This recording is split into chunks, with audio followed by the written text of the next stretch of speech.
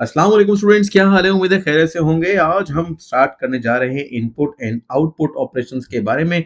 Last जो topic हमने cover किया था वो था types of variable. 10th class students ये बात लाजमी सुन लें कि ये चैप्टर बहुत ही इंटरेस्टिंग है अगर आप इसको प्रैक्टिस करके करते हो। तो जो आज का जो टॉपिक रहेगा या इस चैप्टर का सेकंड पार्ट रहेगा वो प्रैक्टिस से रिलेटेड ही है। तो आपने कैसे प्रैक्टिस करनी है, कैसे इंस्टॉलिंग करनी है, अगर इंस्टॉल करके करना चाहते हैं, ये सब कुछ मैंने आपको पिछले चैप्टर या कह लें चैप्टर के फर्स्ट पार्ट में सिखाया था। उसका लिंक डिस्क्रिप्शन में है और भी यूजफुल लिंक्स डिस्क्रिप्शन में मौजूद होते हैं जैसे कि व्हाट्सएप का, फेसबुक का और मुख्तलिफ किस्म के हेल्पिंग मटेरियल, नोट्स। तो आपने डिस्क्रिप्शन जरूर चेक कर लिया करें ताकि जो इसमें आपके लिए हेल्पफुल चीज़ें हैं वो आपको फ़ायदा दे दें। अच्छा भई, तो टाइप्स ऑफ वेरिएबल में जो हमने 4 वेरिएबल पढ़े थे, यहाँ तक आपका काम मुकम्मल हो गया है और आपने प्रैक्टिस भी की है, तो यकीन माने आज का चैप्टर का जो बाकी पार्ट है वो कुछ भी नहीं है आपके सामने। इसको पढ़ते हैं, इसमें शॉर्ट क्वेश्चंस देखते हैं क्योंकि ये चैप्टर शॉर्ट क्वेश्चन का चैप्टर है और आपने पिछले शॉर्ट क्वेश्चन भी याद कर लिए होंगे। अगर आपको किसी किस्म के मसाइल हैं तो कमेंट बॉक्स में ज़रूर राइट किया करें ताकि मैं आपको पढ़ सकूँ, आपको समझ सकूँ। इंशाल्लाह कोशिश कर रहा हूँ कि बहुत ही आसान तरीके से, अगर आपको पाइथन नहीं भी आती है, आप फर्स्ट टाइम कोई लैंग्वेज पढ़ रहे हैं तो आपको सारा कुछ आ जाए। तो चलते हैं और देखते हैं कि आपको कितना अच्छा मज़ीद आ सकता है। इसमें लिखता है input and output operations in Python. बेटा इनपुट का मतलब ये समझो कि आपसे कुछ पूछेंगे, ठीक है ना? जैसे आपसे पूछेंगे कि बताओ नेम क्या है? ठीक है, आप नेम बता देंगे। कोई पूछेगा ऐज क्या है? तो आसान सवाल भी हो सकते हैं, मुश्किल सवालात भी हो सकते हैं। तो जो पूछा जाएगा समझ लीजिए वो इनपुट है। ठीक है, अभी हम इसको प्रैक्टिस करेंगे, इंशाल्लाह आपको समझ में आ जाएगी। और आउटपुट का मतलब रिजल्ट है या ये समझ लीजिए जो आपको उसके बदले दिया जाएगा। जैसे आपसे कहा जाता है कि भाई बताओ आपकी एज क्या है? तो आपने अपनी एज लिख दी। सपोज़ कीजिए आपने अपनी एज लिख दी 15 इयर्स। तो वो आपको बता सकता है इसके बदले में कि आप कितने मंथ के हैं, आप कितने डेज़ के हैं, तो ये हम सब कुछ बना सकते हैं, ठीक है? तो जो नीचे वो बताएगा अपने तौर पर कुछ 15 को कैलकुलेट करके वो आउटपुट होगा। या कह लें जो भी आप उसको इन्फॉर्मेशन दे रहे हो इनपुट है। तो अगर इनको हम बुक की वर्डिंग में देखें तो कुछ इस तरह से है। देखो बेटा इसको मैंने 2 तरीके से डिवाइड कर दिया है। वो बच्चे जो कम काम करते हैं, ज़्यादा मतलब लिखना नहीं चाहते, तो उनके लिए इनपुट और आउटपुट को इस 2 लाइनों में डिफाइन कर दिया गया है। तो ये भी लिख देंगे तो आपका सवाल हो जाएगा। लेकिन अगर एक जेन्युइन सवाल लिखना चाहते हैं, अच्छे तरीके से सोच समझ के लिखना चाहते हैं, तो इनपुट के लिए अलग हेडिंग लगाएँ और आउटपुट के लिए अलग हेडिंग लगाएँ। हाँ, इनकी जो एग्ज़ाम्पल है वो एक ही दफ़ा याद करनी पड़ेगी। देखो भई, सबसे पहले एक काम करते हैं, दोनों तरह के क्वेश्चंस को मैं रीड भी करता हूँ, समझा देता हूँ, इंशाल्लाह आपको पता चल जाएगा। कहता है इनपुट और आउटपुट ऐसे ऑपरेशंस होते हैं। ऑपरेशन का मतलब कुछ ऑपरेट करना, कुछ चलाना, कुछ दिखाना, कुछ भी हो रहा है आपके सामने वो एक ऑपरेशन है। ठीक है? फॉर एग्जांपल आप इस वक्त पढ़ रहे हैं, आपके कंप्यूटर स्क्रीन पर या आपके मोबाइल स्क्रीन पर कुछ मैं लिख रहा हूँ, दैट इज ऑपरेशन।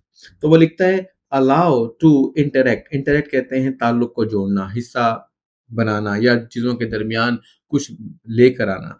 तो वो कहता है विद द यूज़र। अब आपके पास 2 चीज़ें हैं, अब आपने एहतियात से समझनी है, जो मैं आसान लफ्ज़ों में बताऊँगा। एक लफ्ज़ है यूज़र और दूसरा आपके पास है, समझ लें, लैंग्वेज, कम्युनिकेशन ऐसे कह लो या आप कंप्यूटर कह लो, कंप्यूटर क्योंकि कंप्यूटर लैंग्वेजेज़ पे काम करते हैं। अब आपने ये सोच के चलना है कि कम यूज़र को तो ये नहीं बताना पड़ता हार्डवेयर कौन-सा क्या करेगा, यानी कौन रैम क्या करेगी, सीपीयू क्या करेगा, वो बस आप तो उससे कुछ कहते हो। आप कहते हो कि 2 + 2 बताओ कितना होता है? तो उसके पीछे कुछ होता है, लॉजिक्स होती हैं, फिर सीपीयू काम करता है, रैम काम करती है, फिर उसका जवाब आता है, आखिर का जवाब आपको मिल जाता है 4। तो अब आपने ये बात समझी क्या कि ये जो आपने कुछ यानी यूज़र ने कुछ दिया अपने कंप्यूटर को, मोबाइल को, तो वो तो कहलाया इनपुट और जो कंप्यूटर ने इसके बदले आपको दिया वो कहलाया आउटपुट। तो अब इन दोनों चीज़ों को बुक ने कैसे लिखा, इसका नाम क्या रखा है हमने, इनपुट। अब देखो, हुआ क्या है? वो कहता ये है कि इस तरह से एक ताल्लुक बनता है यूज़र और कंप्यूटर के दरमियान। यू कैन आस्क, आप कुछ पूछ सकते हो, यू कैन आस्क, ठीक है? The user to enter data. अब आप कहोगे सर कौन आस्क कर रहा है? देखो बेटा, अगर आप डेवलपर हैं, आप लैंग्वेज लिखने वाले हैं, तो आप कोड क्यों लिखोगे? ताकि वो कोड किसी क्लाइंट के लिए हेल्पफुल हो। ठीक है? तो जो आपका क्लाइंट है समझ लें वो आपका यूजर भी है या इवन कि जो मशीन को यूज कर रहा है वो भी यूजर है, एक ही बात है। तो यूजर जो डाटा एंटर करेगा उसका नाम क्या होगा? Input. And display information to the user, और यूजर को उसके बदले में कुछ मिलेगा देखने को, दैट इज कॉल्ड आउटपुट। तो ये दो लफ्जों में या दो लाइनों के अंदर उसने बहुत कुछ डिफाइन कर दिया। बिल्कुल इसी तरीके से अगर हम इनपुट और आउटपुट को अलग अलग डिफाइन करें, तो मैं समझता हूँ आपको ऐसे ही करना चाहिए, थोड़ा सा ज्यादा लिखना चाहिए ताकि ज्यादा तैयार भी हो जाए और नंबर कटने के चांस भी ना रहे। तो वो लिखता है इनपुट क्या होता है? We use input function. बेटा याद कर लो, देखो आपके पास जहाँ पैरेंथेसिस आ जाए, छोटी ब्रैकेट आ जाए, तो वो एक तरह का फंक्शन बन जाता है। उस फंक्शन फंक्शन का मतलब एक खास तरीका है जिसके जरिए से कुछ किया जाएगा, कैलकुलेट किया जाएगा, कुछ लिखना या लिखाने का काम होगा, कुछ क्वेश्चंस को सॉल्व करना होगा। तो ये आपके पास एक फंक्शन है, इनपुट एक फंक्शन है। तो वो कहते हैं जब आप ये फंक्शन लगाओगे तो इससे डेटा मिलेगा। ठीक है, यूजर आपको डेटा देगा, आप उससे उम्र पूछेंगे, एज पूछेंगे, उससे नंबर पूछेंगे, जैसे कैलकुलेटर को आप नंबर बता रहे हैं तो नंबर पूछेंगे। ये सब चीजें क्या है? डेटा है। The input function displays a message on the screen and waits for the user to type something and pass enter. जैसे मिसाल के तौर पर फंक्शन अगर आपने लगा दिया है कि भाई अपनी एज बताओ, तो जैसे ही फंक्शन चलेगा तो एज पूछी जाएगी और उसके बाद वेट किया जाएगा कि भाई बंदे क्या लिखता है, तो बंदा लिख देता है 20 और एंटर मार देता है, तो उसका मतलब है इनपुट कंप्लीट हो गया। फिर वो लिखता है the text enter by the user is then stored in the variable. अब वो कहता है कि ये डेटा स्टोर किया जाएगा, वेरिएबल में स्टोर किया जाएगा, मतलब वो मान के चलो कि ये आपने जो चीज एंटर की है, नेम एज, वो एक्स है, तो एक्स वेरिएबल है। ये आगे चलकर जैसे मैं आपको एग्जांपल दूंगा ना, ये सारा कुछ क्लियर हो जाएगा। अभी सिर्फ वर्डिंग बता रहा हूँ, थोड़ा समझा रहा हूँ। फॉर एग्जाम्पल, अब एग्जाम्पल के तौर पर देखो क्या होगा। अब आपने सोच के चलना है कि हमने एक प्रोग्राम लिखा। अब लास्ट टाइम हमने प्रोग्राम लिखने सीखे थे थोड़े थोड़े से, मैं उम्मीद करता हूँ कि आपको वो समझ में आते होंगे। तो अब आपने करना ये है कि आपने लेकर चलना है एक कोड। ये क्या है? NAME, ये है एक तरह का आपके पास वेरिएबल। इसकी जगह पर आप NA भी लिख सकते थे, वो भी काफी था। इसकी जगह पर आप जस्ट सिंपल A या X भी लिख सकते थे। तो लेकिन हम कोशिश करते हैं अगर हम सिर्फ A लिख देते तो हमें समझ ना आता कि हम क्या लिखना चाह रहे हैं। लेकिन नेम लिख देने से पता चल रहा है कि कोई ना कोई नाम के बारे में मालूमात पूछी जाएगी। तो देखो नेम, अब नेम इज इक्वल टू, अब आपने एक फंक्शन लगाना है इनपुट। इनपुट के आगे ब्रैकेट होती है, इस ब्रैकेट के अंदर अगर आप कुछ लिख दोगे, जैसे कि ये आपके पास एक स्ट्रिंग है।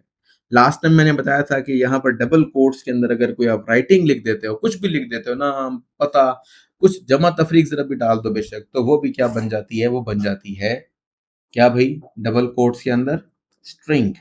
अब स्ट्रिंग ऐसा लिखी जाती है। तो अब एक बात समझ में आई कि इसके बदले ये कुछ भी, यहाँ जरूरी नहीं एंटर योर नेम की जगह आप एंटर नेम भी लिखा जा सकता है। इसकी जगह पर what is name, what is your name, enter your name, कुछ भी लिख दें, ये इससे कोई फर्क नहीं पड़ता। फर्क पड़ता है इससे। ये क्या है? ये असल में आपसे, या अगर आप ये कोड लिख रहे हो तो यूजर से कुछ पूछेगा और पूछते हुए ये लिख देगा ताकि यूजर के लिए आसानी हो कि पता चल जाए क्या पूछा जा रहा है। जब वो पूछ लेगा तो जो भी इस सवाल के जवाब में आएगा, सपोज कीजिए इसके सवाल के जवाब में आएगा उमैर, तो उमैर नेम में स्टोर हो जाएगा। नेम क्या है? नेम एक वेरिएबल है। अब क्या होगा?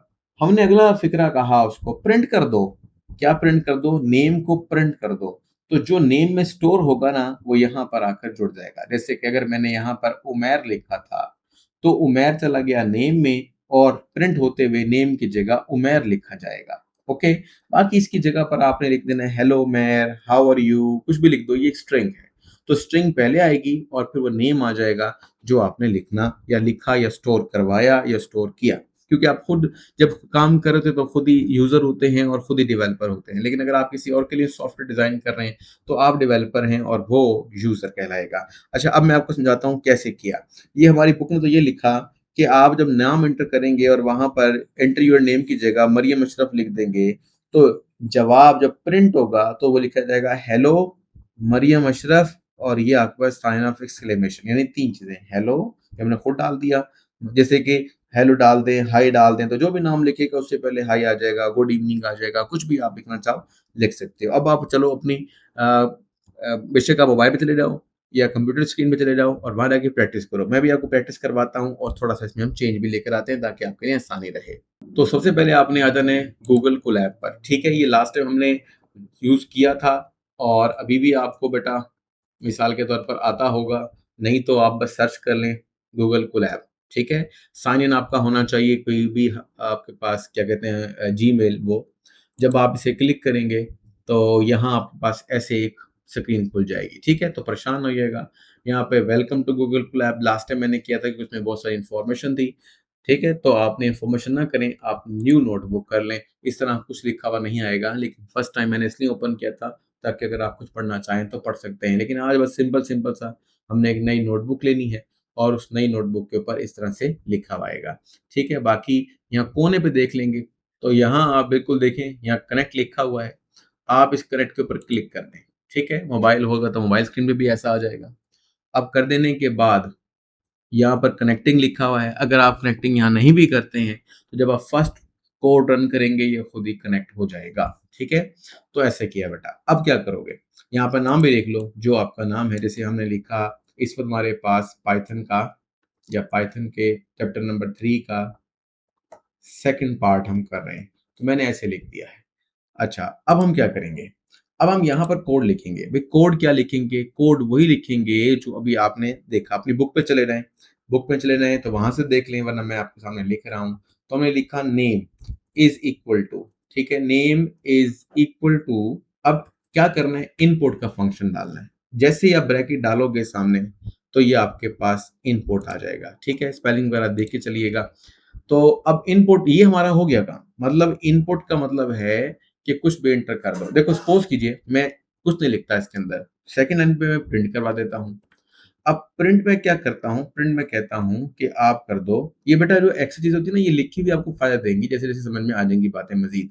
तो ये कुछ लिखा साथ आता रहेगा, आप परेशान ना होइएगा। मैंने काफ़ी ज़ूम किया होता है इसलिए ये आपको बड़ा-बड़ा नज़र आता है। आपको छोटा नज़र आएगा अगर आप सिस्टम पे काम कर रहे हैं।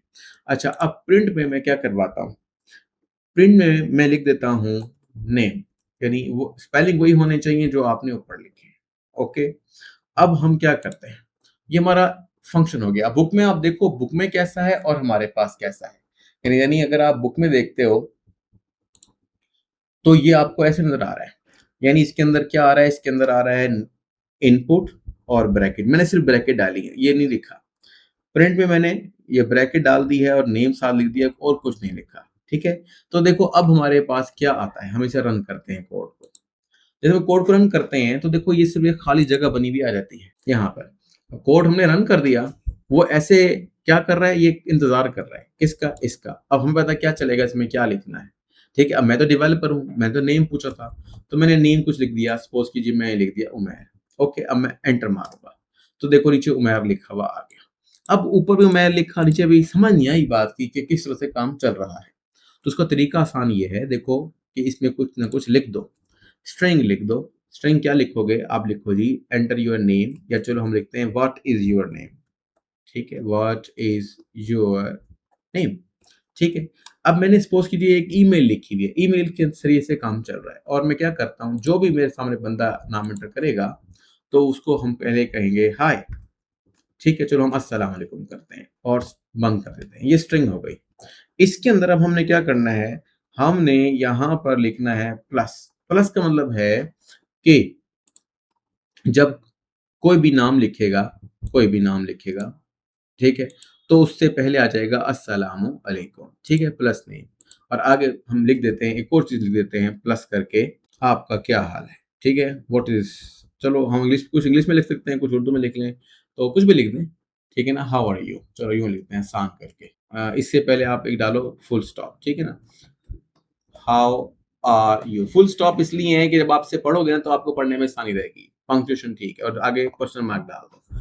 अब यहाँ पर अस्सलाम वालेकुम के बाद आपको एक स्पेस भी डाल देनी है, इससे भी फायदा होगा, समझाते हैं कैसे। अब आपने देखा मैंने अपनी तरफ से कुछ लिख दिया है जो कि आगे फर्क डालेगा। क्या फर्क डालेगा, एंटर करते हैं, मतलब हम यहाँ पर कंट्रोल आर भी दबा सकते हैं, यहाँ पर आप रन करें।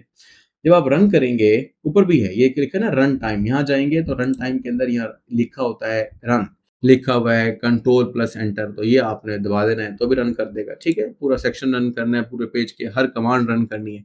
व्हाट इज योर नेम, अब देखो पूछ रहा है व्हाट इज योर नेम, देखो हमने यहाँ पर क्या करना है, क्वेश्चन मार्क डाला है क्योंकि क्वेश्चन पूछा ना हमने, तो इसे हम रोकते हैं और दोबारा चलाते हैं।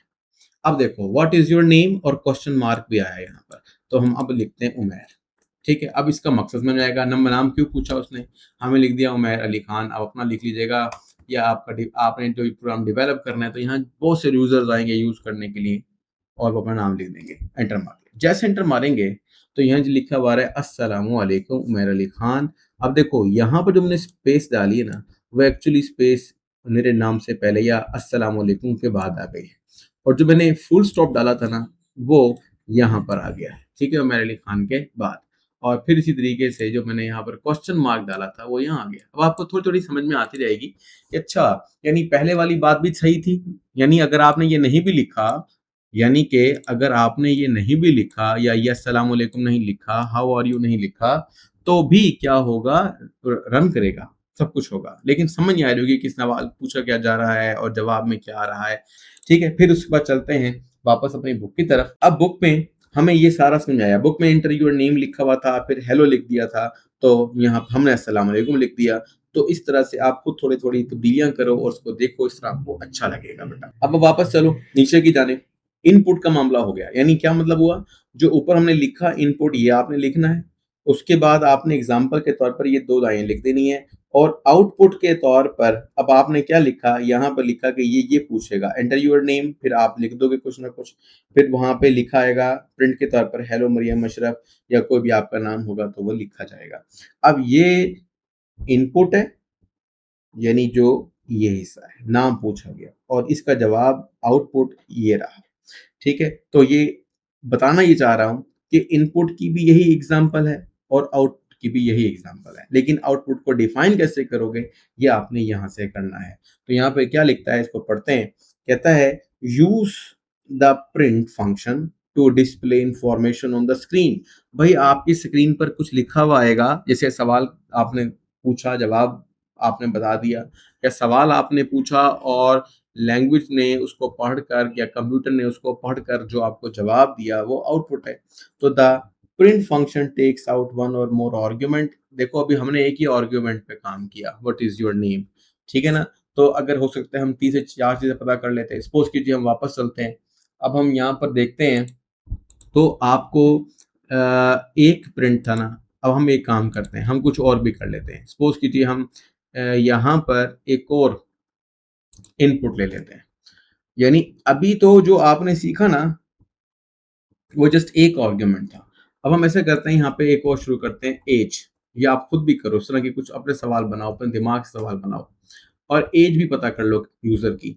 अब यूजर की एज क्या है वो उसे कैसे पता चलेगा, जब सवाल लिख कर दोगे आप लिखो जी एंटर योर एज या व्हाट इज योर एज। ठीक है, और फिर उसके बाद आपने क्या करना है, प्रिंट भी करवाना है। अब आपने नेम के हिसाब से तो प्रिंट करवा दिया, तो ये भी ठीक है। अगर आप चाहते हैं नहीं मैं एक और लाइन ना लिखूं, एक ही लाइन में सारा लिखा हुआ आ जाए, तो अस्सलाम वालेकुम, आप उसका नाम आ जाएगा, हाउ आर यू। ठीक है ना, तो आगे लिख देंगे योर एज, ये लाइन। अच्छा, आप कंफ्यूज ना हो, मैं एक काम करता हूँ कि यहाँ लिख सकते हैं, लिख कर देखो, अगर आप कंफ्यूज हो तो लिख कर देखो। मैं ऐसा करता हूँ, जरा अलग लाइन ले लेता हूँ।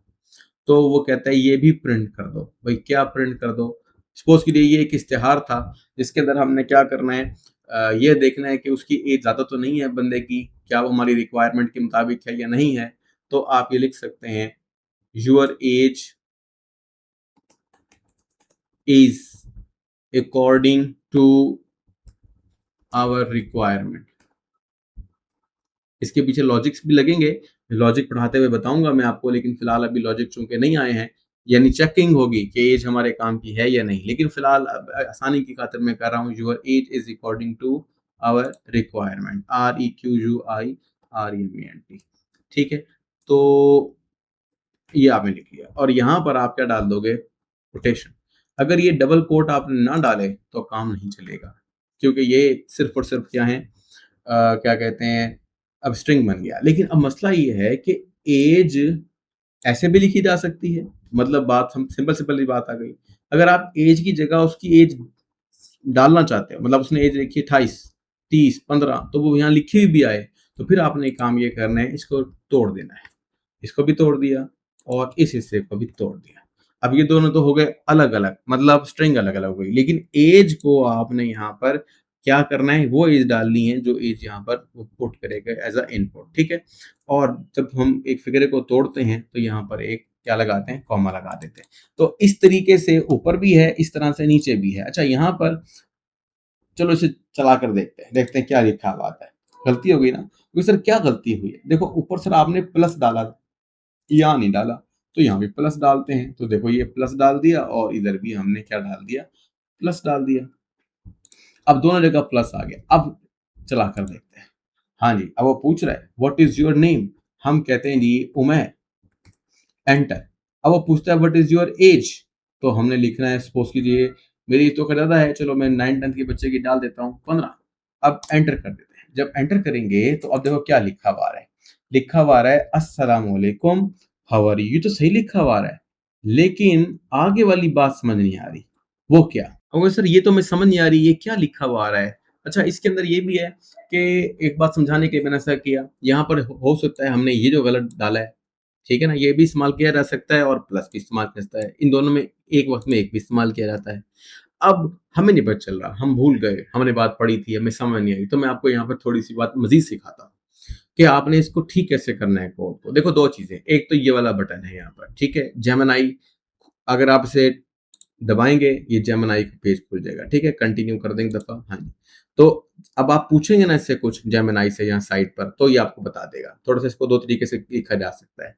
एक तरीका यही है जो मैंने इस्तेमाल किया हुआ है, स्क्रीन अगर हम बड़ी कर लें तो अच्छा नज़र आएगा, यहाँ से। और फिर उसके बाद आप यहाँ से कुछ इससे पूछो, तो ये आपको जवाब देगा, भाई क्या गलती है? और इसको मैं अक्सर औक़ात इस तरह करके इस्तेमाल करता हूँ, नीचे लिख कर, ठीक है? ताकि अब आपको ये समझ में आ जाए कि सर ने अगर कुछ लिखा है, तो क्या लिखा है, ठीक है? अभी नज़र भी आ रहा है। एक तरीकाकार ये है, इसको बंद करते हैं क्लिक करके, इसको यहीं पर ही। एक तरीकाकार ये है कि आप यहाँ पर एक्सप्लेन एरर जब ऐसे कर देंगे तो भी काम चल जाएगा। अब वर्किंग कर रहा है, उसने कहा जी देखता हूँ क्या है। अब जेमिनी इसको देख के बताएगा क्या मामला है।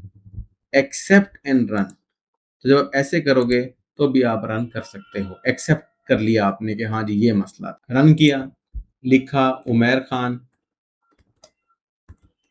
और एज हमने बता दी 15 और ये आपके पास 2 लाइन्स आ गई। अच्छा, अब मैंने आपसे एक बात शुरू में कही थी कि ये तो प्लस है। अगर आप यहाँ पर देखो इस हमने तो प्लस लिख के कर लिया। अगर हम यहाँ पे कॉमा डाल दें और इधर भी हम कॉमा डाल दें, क्या अभी भी हमारा प्रोग्राम ठीक रन करेगा? आओ उसको देखते हैं। जब हमने इसको क्लिक किया, अब लिखो उमैर खान, एंटर। एज, मेरी एज तकरीबन 40 में है, तो 40। अब ये देखो क्या लिखा हुआ है। अब आपने 2 तरीके से बात सीखनी है यहाँ पर, क्योंकि सर 2 तरीके से कैसे? जवाब ठीक आ गया सारा कुछ। आपने एक चीज़ नोट की कि अगर आप प्लस और प्लस डाल दोगे तो ये वही तरीकाकार होगा या ये वही काम करेगा जो आपने कॉमा और कॉमा डालकर किया है। तो मैंने आपको दोनों तरीके समझाए, एक आपकी किताब का प्लस भी और एक कॉमा भी। इस तरह बेटा बहुत सारी सी चीज़ें हैं। तो बेटा इसी तरीके की बहुत सी चीज़ें हो सकती हैं, अलग-अलग तरीकों से कोड लिखा जा सकता है। तो ये भी साथ-साथ में आपको समझाता आ रहा हूँ। ठीक है जी, अब चलते हैं वापस अपनी बुक की तरफ और देखते हैं यहाँ पर वो क्या कहता है। बेसिकली हमने अब यहाँ तक ये पढ़ा कि इनपुट फंक्शन क्या होता है, ठीक है? और उस इनपुट को आपने लिखना कैसे है एग्ज़ाम के अंदर और इसी तरीके से आउटपुट को आपने कैसे लिखना है। फॉर एग्ज़ाम्पल के बाद आपने यही चीज़ जो ऊपर लिखी है ना, आपने यही कह देना है। अगर अब 2 तरीके हैं इसके। एक तरीका ये है कि आप पहले इनपुट लिख लो, ठीक है? फिर उसके बाद आप आउटपुट का हिस्सा लिख लो जो ये लिखा हुआ है और फिर उसके बाद एग्जाम्पल दे दो। और एक तरीका ये है कि इनपुट आप पहले लिख लो, फिर इनपुट के बाद इनपुट की एग्जाम्पल दे दो, आउटपुट भी साथ ही आ जाएगी और फिर आप यहाँ लिख दोगे फॉर एग्जाम्पल जो हमने अभी बताया उसके अंदर आउटपुट ये था, यानी ये वाला हिस्सा लिख देंगे। या आप इवन के ये भी कर सकते हैं कि इनका नाम दे दो, line 1, line 2, line 3, line 4, line 5। 1, 2, 3, 4, 5 line number है। तो आप कहेंगे लाइन 1, 2 के ऊपर जो हमारे पास है वो इनपुट्स हैं और जो 4, 5 के ऊपर हैं वो हमारे पास आउटपुट्स हैं। इस तरह करके भी लिख सकते हो, ठीक है? तो ऐसा कोई मसला नहीं है कि सारी लाइन लिखोगे। तो ये जी खत्म हो गया। अब यहाँ तक जो था ना बहुत आसान सा था। ये सारा पढ़ेंगे तो आपको इज़िली समझ में आ जाएगा, कोई ऐसा मसला नहीं है। बाकी लिखता है in Python indentation define structure scope for scope your code.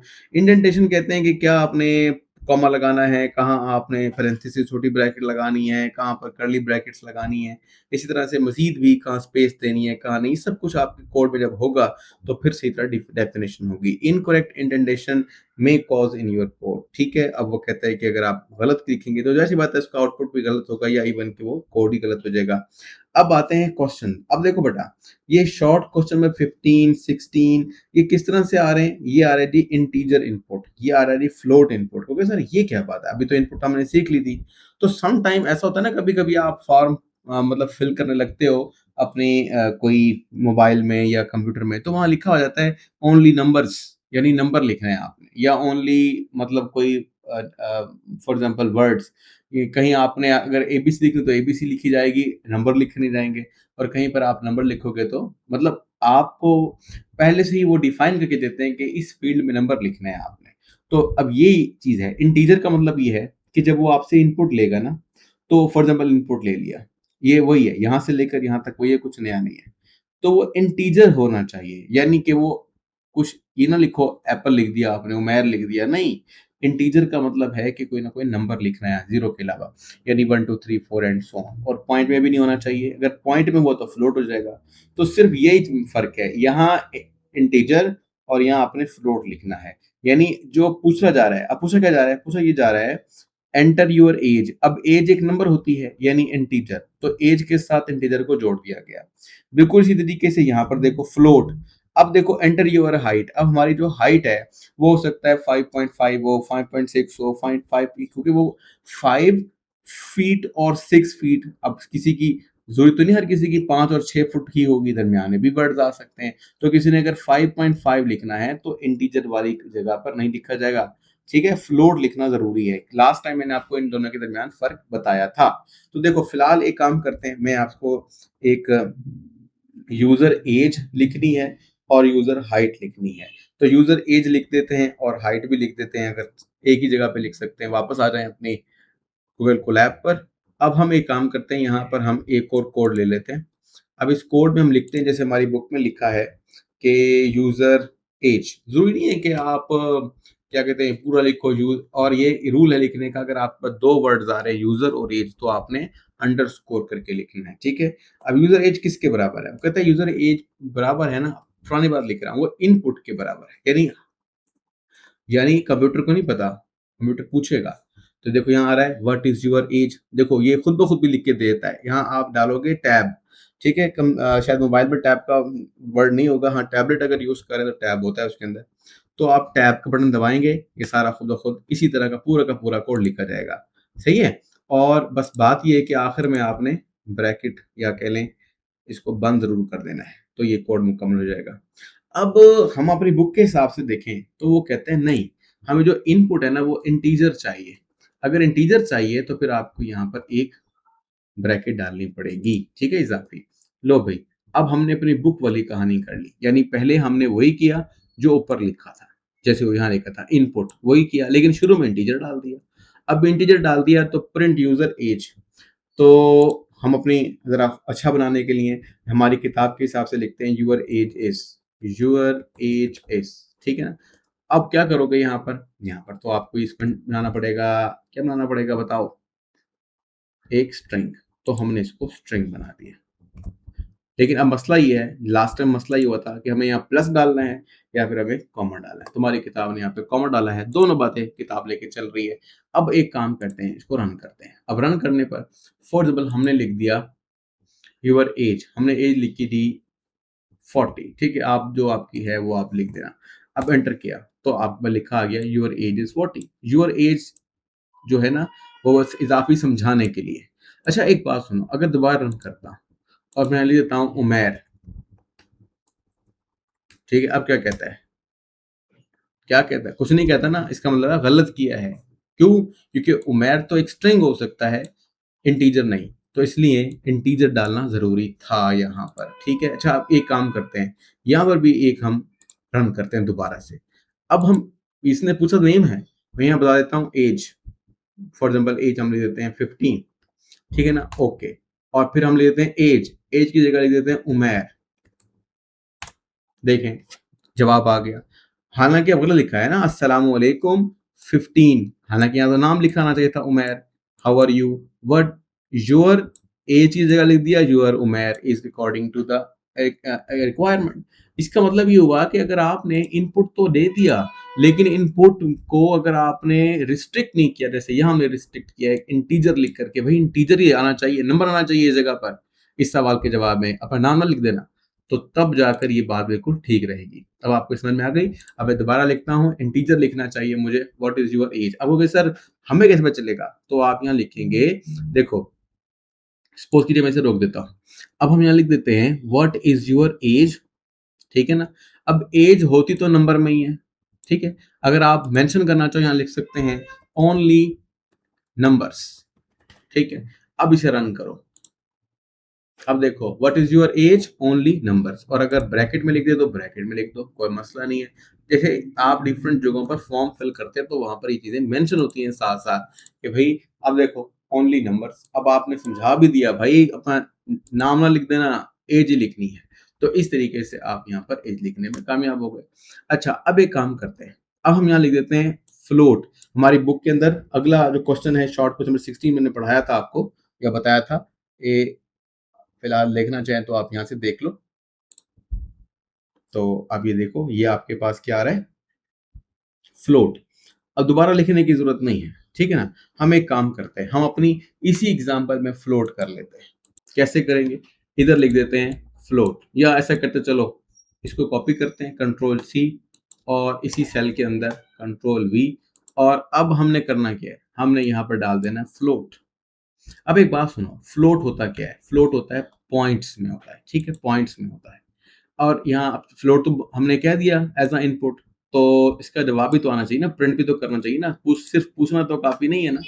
तो आपने एक काम ये करना है, जो प्रिंट वाली कमांड है, दोबारा दोबारा दोबारा लिखा करें बेटा, कॉपी पेस्ट कम करें शुरू शुरू में आप लिखें ताकि आपकी आदत बन जाए, फिर उसके बाद आप कॉपी पेस्ट कर दीजिएगा, कोई मसला नहीं, क्योंकि चीज़ों को आना ज़रूरी है, ठीक है। ये हमारा कोड, सारा कोड लिख के दे सकता है हमें, एआई भी लिख के दे सकता है, लेकिन अगर हमें कोड चेंज करना हो, थोड़ी बहुत तब्दीली करनी हो, तो फिर हम कैसे कर पाएंगे, तो कोड पता ही नहीं होगा, इसलिए कोड का पहले पता होना ज़रूरी है।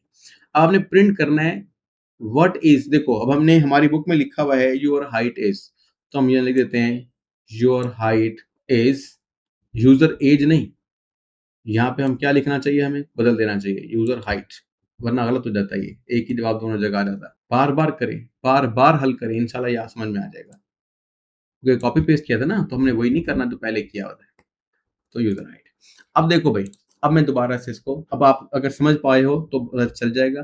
पहले यूजर एज पता की गई है, और फिर जब हमने एज दे दी तो उसने लिख दिया कि आपकी जो एज है ना वो है ये। फिर उसने क्या किया, यूजर हाइट पता कर ली।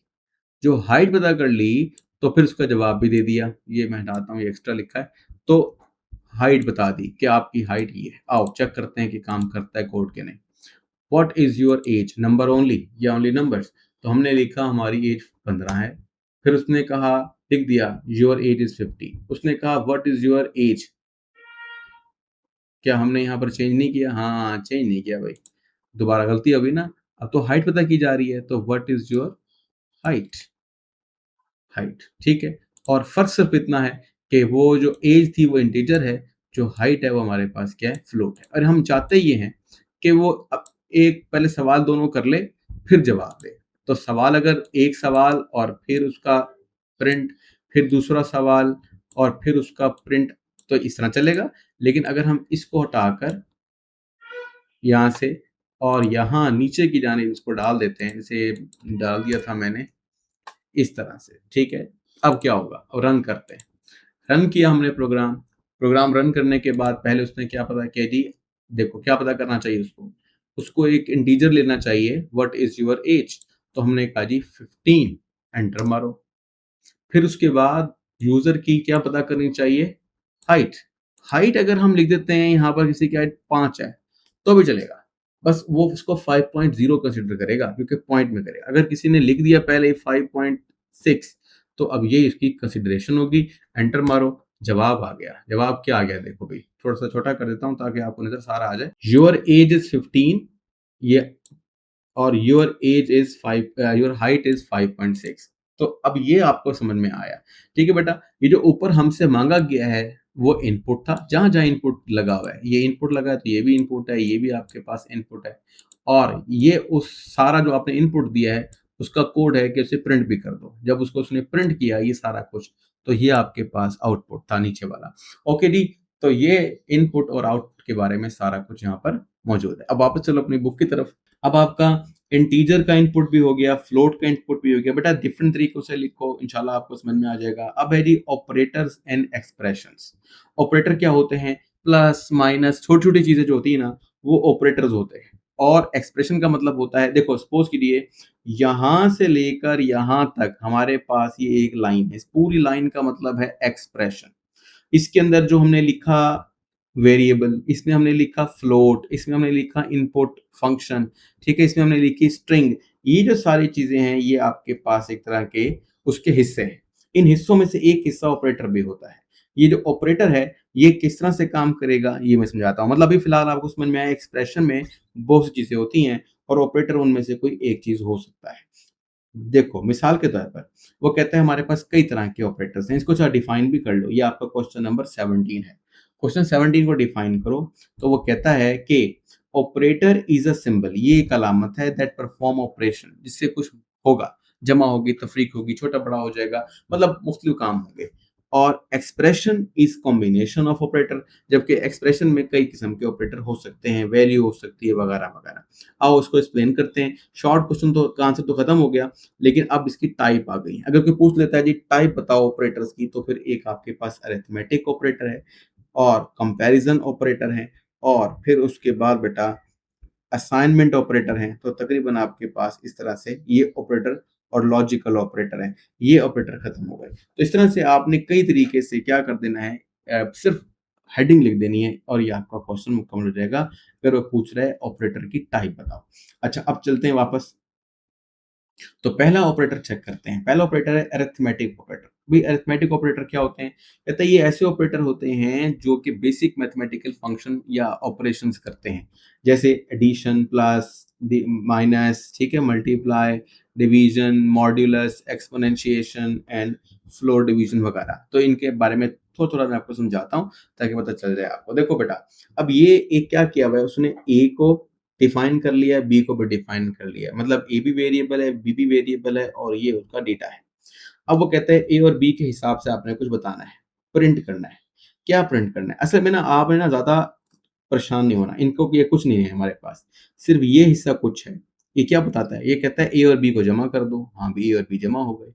लेकिन चलो इसे करके देता हूँ मैं आपको और समझाता हूँ कि आखिर ये इतना बड़ा एक्सप्रेशन क्यों लिखता है, जबकि इतना भी काफ़ी होता है। इसी तरह से वो कहता है प्रिंट करो ए मल्टीप्लाई बाय बी, क्योंकि ये मल्टीप्लाई की अलामत है, तो मल्टीप्लाई होने के बाद आंसर आ जाएगा 30। वो कहता है प्रिंट करो ए डिवाइड बाय बी, जब ए डिवाइड बाय बी को करोगे तो ये आंसर आ जाएगा। वो कहता है ए को बी से क्या करो, डिवाइड करो। तो इसको हम कहते हैं फ्लोर डिवीजन, अगर डिवीजन का डबल साइन मौजूद हो। ठीक है, इसका मतलब क्या होगा? इसका मतलब ये होगा कि जो आउटपुट होगा इसका वो तकरीबन 3 होगा। वो कैसे? समझो 10 को 3 पे डिवाइड करो तो 3 3 ज़ा 9, तो छोटा ये जो फिगर है ये आपके पास फ्लोर डिवीजन के नतीजे का आंसर है। ठीक है? मतलब ये समझ लो कि ये होना चाहिए एक इंटीजर वैल्यू। तो ये एक इंटीजर वैल्यू रिटर्न करता है या कम से कम पे डिवाइड होने वाला बनाता है। और भी तरीकाकार हो सकता है, इसको समझने के लिए और बातें भी हो सकती हैं, तो वो आपको भी जैसे वक़्त चलेगा तो फिर फ्लो डिवीजन समझाएँगे। लेकिन समझ में अभी आपका ये आ गया कि अगर 10 को 3 पे डिवाइड करो तो 3 3 ज़ा 9, तो जो ये 3 है ये फ्लोर डिवीजन है। अच्छा, 39 जो 1 बच गया, 3 मैं दोबारा लिखता हूँ, समझा देता हूँ आपको यहीं पर ही। 10 अंदर और ये आपको आता है बेटा 3 बार, 3 3 ज़ा 9, अब 1 नीचे बच गया। ये तो फ्लोर डिवीजन का नतीजा है या कह लो रिजल्ट है। और जो 1 है ना हमारे पास, जो मॉड्यूलस आएगा, ये जो हमारे पास ये अलामत है, ये आपके पास रिमाइंडर होगा। तो रिमाइंडर को जब बताया जाएगा या रिमाइंडर पूछा जाएगा तो आपने ये वाली अलामत लगानी है, ठीक है? परसेंट इसे अलामत कहते हैं। और अगर आपने डबल स्लैशेस डाल दिए तो ये बताएगा क्या? फ्लोर डिवीजन के बारे में। ओके? और अगर आपके पास डबल एस्टेरिस्क आ गए, डबल मल्टीप्लाई हो गए आ गए, तो उसका मतलब है पावर। ठीक है? जैसे अगर मैं कहूँ 10 के बाद उसकी जो पावर है वो 3 होनी चाहिए तो ऊपर हो जाएगी। ठीक है? यानी 10 मल्टीप्लाई बाय 10 मल्टीप्लाई बाय 10, इसका जवाब आएगा 1000।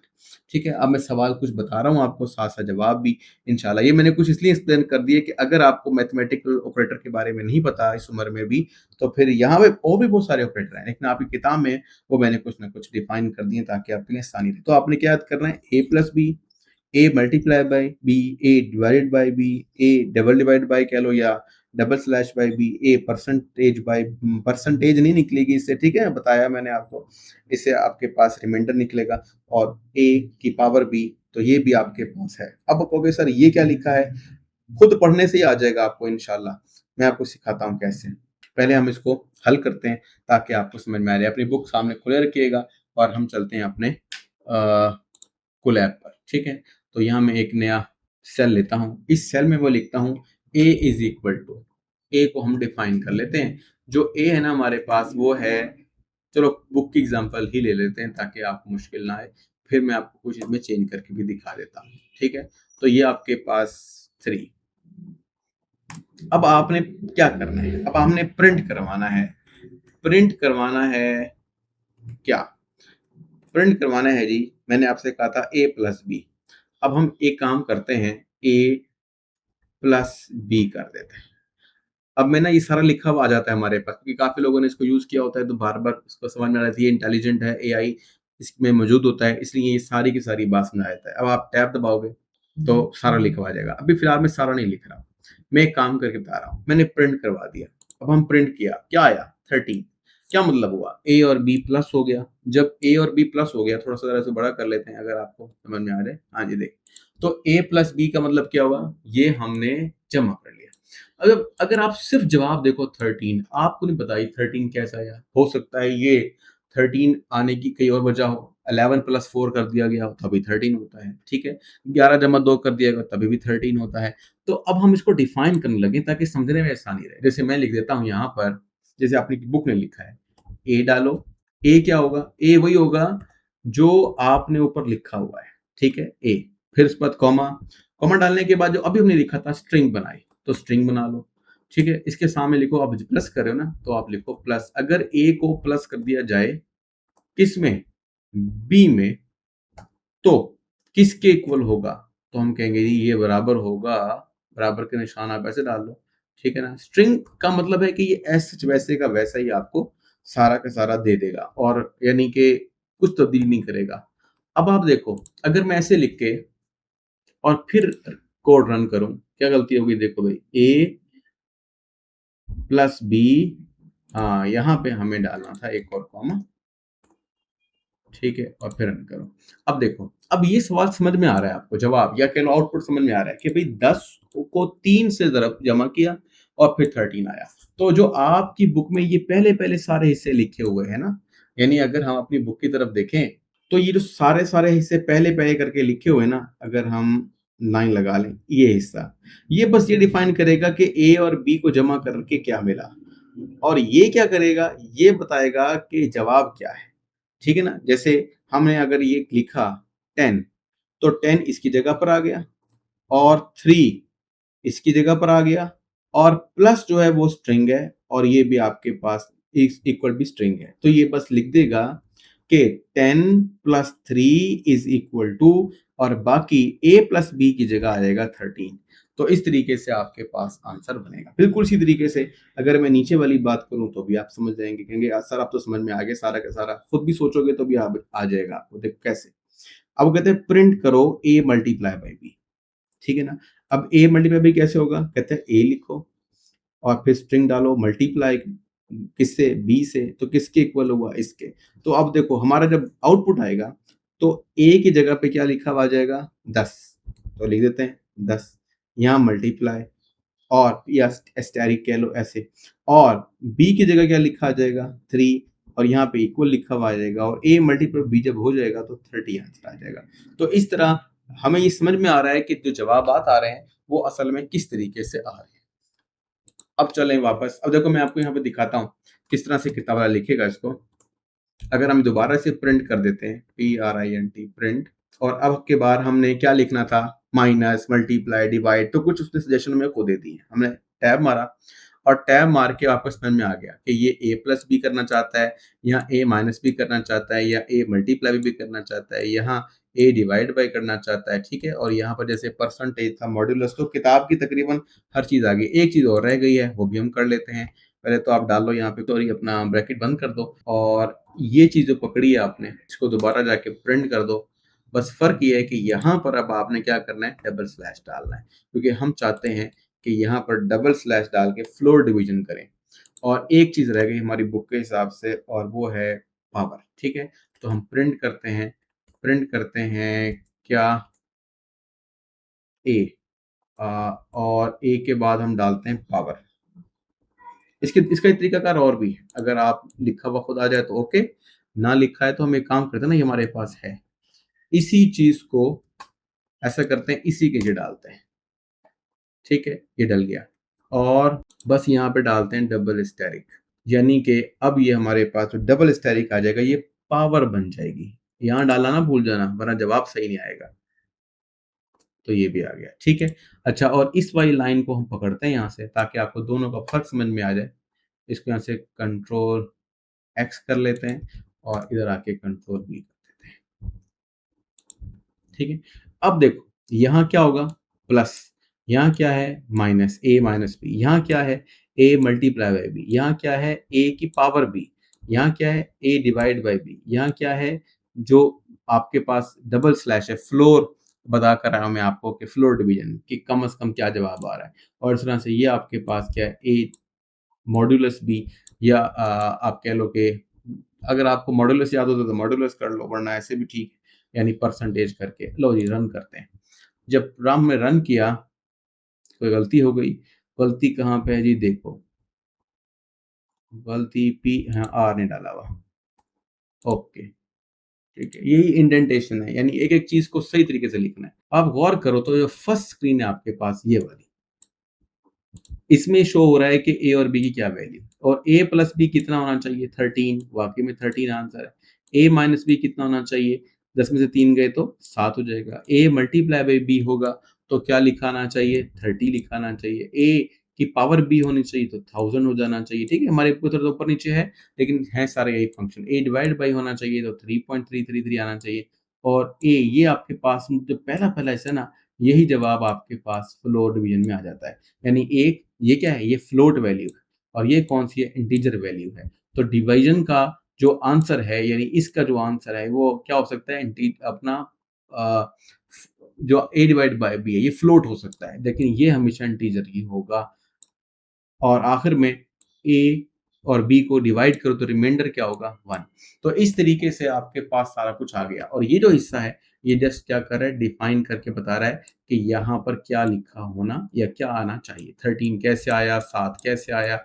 हमारी बुक ने क्या किया होता है, समझाने के लिए, जैसे ये सारे जवाबात हैं, कंट्रोल सी वो यहाँ पे लगा देते हैं। अब यहाँ से लिखा नहीं जाएगा, मुश्किल हो जाएगी, लेकिन चलो एक लिख के देता हूँ मैं आपको, ताकि आपको आसानी रहे। अगर उस्ताद हैं वो पढ़ा रहे हैं तो वो ऐसे करके लिख सकते हैं। इसके पीछे क्या करेंगे, कमेंट डाल देंगे, यानी इस तरह से, ताकि आपको अंदाजा हो कि इसका जवाब कैसे बना, ठीक है। इस तरह आप सारे जवाब आप यहाँ लिख सकते हो। लो भाई, ये हिसाब मुकम्मल हो गया। अब आ जाओ बुक पर वापस। अब जब आप यहाँ पर आते हैं तो नेक्स्ट आता है जी कंपैरिजन ऑपरेटर। पहले आपने कौन से पढ़े हैं, पहले आपने अरिथमेटिक ऑपरेटर्स पढ़े हैं। अरिथमेटिक ऑपरेटर का मतलब ये है क्या, जमा, तफरीक, ज़रब, ठीक है, या खास किस्म की मल्टीप्लिकेशन, या कह लो पावर वगैरह। जब कंपैरिजन होता है ना, कंपैरिजन का मतलब होता है larger than, smaller than, equals, ठीक है ना। तो ये जो सारे के सारे होते हैं, ये आपके पास होते हैं क्या, कंपैरिजन ऑपरेटर। क्वेश्चन नंबर 19 बनेगा। 19 क्वेश्चन के साथ साथ बेटा जो जवाब है वो आप देख लो। तो कहते हैं कंपैरिजन ऑपरेटर वो होते हैं are use to compare two values, कि कोई छोटी वैल्यू है ये बड़ी वैल्यू है। They determine the relational logic between, उनके दरमियान लॉजिक क्या है।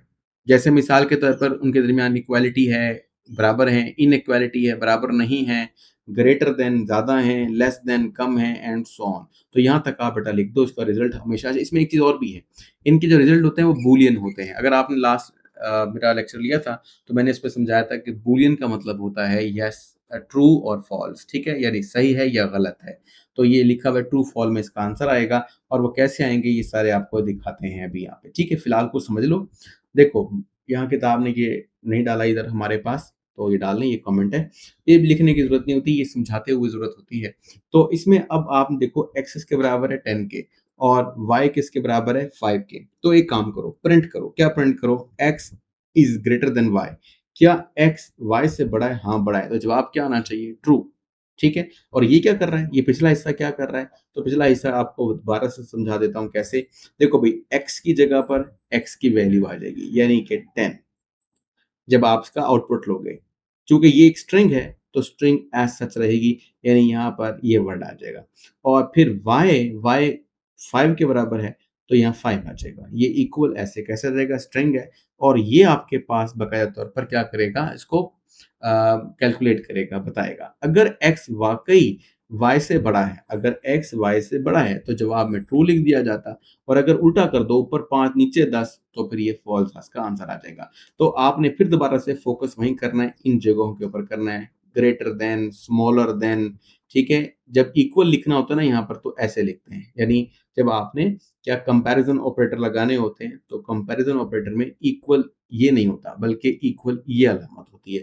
तो इसलिए आपने इसको परेशान नहीं होना, इक्वल समझना है। और ये देखो, नॉट इक्वल की अलामत ऐसे होती है आम तरीके से, तो यहाँ पर वो ऐसे करके दी जाती है।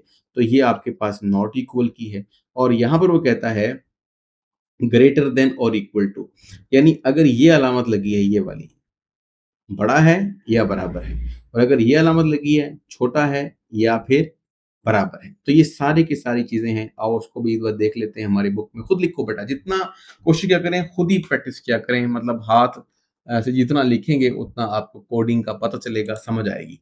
तो यहाँ पर हम एक सेल और ले लेते हैं। इस सेल के अंदर हम लिखते हैं वही जो अभी हमारी बुक ने लिखा, ए एक्स, अच्छा किताब ने एक्स और वाई लिखा है, आप सी और डी लिख सकते हो, एफ और जी लिख सकते हो, आपकी मर्जी। तो x is equal to 10 book की वर्डिंग के लिए है, और y is equal equals to 5, ठीक है। अब करना क्या है? अब हमने क्या करना है?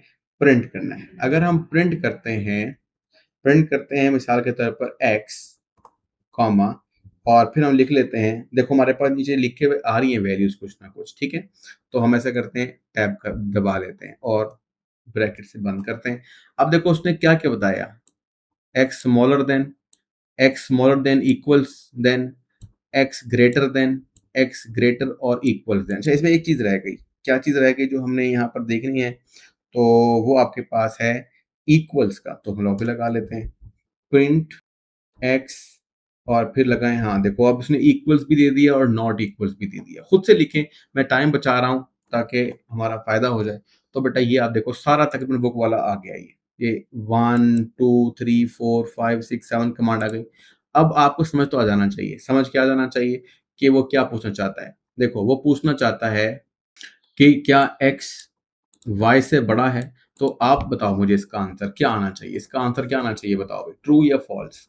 x क्या y से छोटा है? पहले x छोटा y पूछ रहा है, तो x y से छोटा नहीं है, तो जवाब आना चाहिए फॉल्स। हमारी बुक की तरतीब से मुख्तलिफ है, आप तरतीब वही बना सकते हैं। हम ऐसा अपने लिए लिख रहे हैं, क्या x छोटा है या बराबर है? x ना छोटा है ना बराबर है, इसका मतलब है कि यहाँ पर जो वैल्यू आएगी वो क्या आएगी बेटा जी? फॉल्स, ठीक है। और इसी तरीके से अगर मैं कहता हूँ y बड़ा है, सॉरी x बड़ा है y से, हाँ जी x बड़ा है y से, तो क्या आंसर आना चाहिए? तो उसका आंसर आना चाहिए ट्रू। अच्छा, सारे मैं ही लिख रहा हूँ, ये फिलहाल मैं खुद कर रहा हूँ, कुछ आप खुद बताना मुझे। देखते हैं, इसको हम रन करते हैं, क्या जवाब आता है। इसे हमने रन किया। रन करने के बाद वाकई में जहाँ हमने फॉल्स लिखा था फॉल्स आ गया, जहाँ हमने ट्रू लिखा था वहाँ पे ट्रू आ गया, और उसके बाद वाली चीजें भी हैं। तो यहाँ आपको नजर आ रहा है x स्मॉलर देन 10, क्या 10, अब x और y खत्म हो गया, अब उसकी जगह पर क्या आ गया कि देखो आंसर ये आ रहा है, क्या 10 5 से छोटा है? गलत जवाब। क्या 10 5 से छोटा या बराबर है? गलत जवाब। 10 5 से बड़ा है? सही जवाब। 10 5 से बड़ा है या इक्वल है? सही जवाब, बड़ा है। क्या 10 5 के बराबर होता है? गलत जवाब। क्या 10 5 के बराबर नहीं होता? सही जवाब। तो इस तरीके से आपके पास सही और गलत, ट्रू और फॉल्स की तरह से ये आंसर आते हैं। अब वापस अपनी बुक पर आओ, तो ये सारा हिस्सा कंप्लीट हो गया। अब उसके बाद लिखता है असाइनमेंट ऑपरेटर। इसमें हम क्या करते हैं, एक असाइन करते हैं वैल्यू, वैल्यू दे देते हैं किसी को और फिर वो वैल्यू में चेंज कर लें या उसको वैसे ही रहने दें या उसका इस्तेमाल कर लें। फिलहाल जो क्वेश्चन आ रहा है इसका जो आंसर है शॉर्ट क्वेश्चन का वो ये है कि assignment operator are used to assign value. ये वैल्यूज को असाइन करते हैं to variables. The most common assignment operator is the equal sign. इससे देखो ना हम लिखें a इज इक्वल टू 5, इसका मतलब है a 5 के बराबर आ गया है। ठीक है, which assign the value on the right to the variable to the left. ठीक है, देखो फॉर एग्जांपल बल्कि ये आप लिखो, ये x है और ये 10 है, ये आपके साथ राइट साइड है और ये लेफ्ट साइड है। तो वो कहता है which gives the value on the right, यानी x की वैल्यू राइट पर होगी अगर आप इक्वल साइन यूज करते हैं, और वेरिएबल कहाँ होगा, लेफ्ट साइड पर होगा। तो इस तरह आपके ये जो क्वेश्चन है इसका आंसर मुकम्मल होता है। अब आते हैं इसकी प्रैक्टिस पर। अब प्रैक्टिस में क्या है, पहले मुझसे समझ लो फिर आगे बात करना। जरा इसमें एक चीज समझो, वो कहते हैं कि ए जो है ना वो 10 के बराबर है और जो बी है ना वो 5 के बराबर है। ठीक है, अब दोनों आपने यहाँ पर लेके चलनी है, बात समझनी है। अब वो क्या कहता है, एक काम करो, ये जो है ना जहाँ पे ये साइन आ जाता है इसको छोड़ दो। मैं ज़रा इसको ज़रा ज़ूम कर देता हूँ। इनको छोड़ दो, ये आपको समझाने के लिए होता है, ये मैं बोल-बोल के बता रहा हूँ आपको। तो पहली असाइनमेंट ये है कि हम मान के चलते हैं कि x a के बराबर है। अगर यूँ कह दिया तो x किसके बराबर हुआ, अगर a के, तो x 10 के बराबर होगा। कहते हैं प्रिंट करो a को, ये तो स्ट्रिंग है, ये तो एज़ सच आ जाएगी। तो कहते हैं x प्रिंट कर दो, तो x किसके बराबर है, a के, और a किसके बराबर है, 10 के। इसका मतलब है x का जवाब क्या आ जाएगा, 10 आ जाएगा। तो ये आपके पास मुकम्मल हो गया। अच्छा, अब एक बार बात सुनो, अब गौर करना, वो कहता है ए, अच्छा ये जो चीज़ है ना ये बाद में बच्चे परेशान होता है। इसका क्या मतलब है? इसका मतलब ये है कि ए के अंदर बी को प्लस कर दो और फिर बताओ ए किसके बराबर है। यानी ए के अंदर जब बी प्लस हो जाएगा तो फिर ए क्या बन जाएगा? क्योंकि सर ये तो बड़ा आसान सा है। बताओ भाई ए क्या है? अगर मैं आपसे पूछता हूँ ए क्या है? सर ए तो 10 है। ठीक है, अगर ए 10 है तो उसमें बी ऐड करो। अब बी क्या है, बी तो 5 है।